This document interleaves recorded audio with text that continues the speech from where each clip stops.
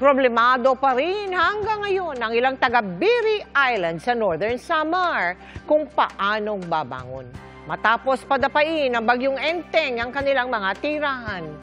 Tinawid ng GMA Kapuso Foundation ang isla ng Biri upang doon naman maghatid ng tulong.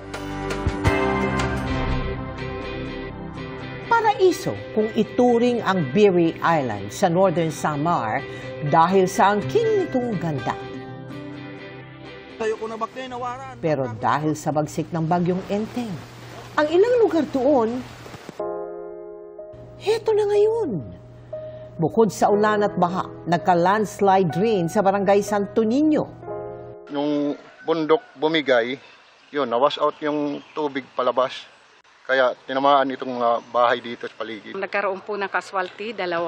Dito sa barangay Santo Niño, ang totally damaged houses po is 9. Tila isang bangungot daw ang nangyari sa pamilya ni Chini. Kasama kasi sa na-wash out ang kanilang bahay at nadaganan pa siya ng malaking kahoy.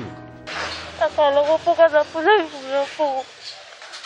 Akala ko po hindi ko na po makikita yung pamilya ko. Hindi ko po alam yung gagawin ko noong mga oras na yun. May narinig po ako nga naghingi ng tulong.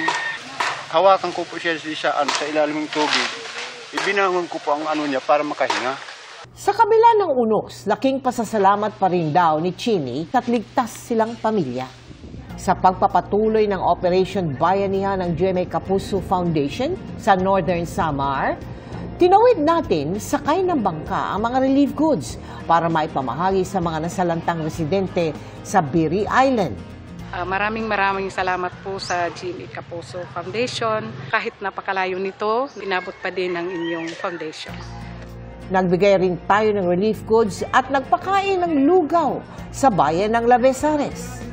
Mga kapuso, patuloy po sana tayong magbayanihan. Para sa inyong tulong, bisitahin lamang ang GMA Kapuso Foundation website na www.gmanetwork.com/Kapuso Foundation/donate.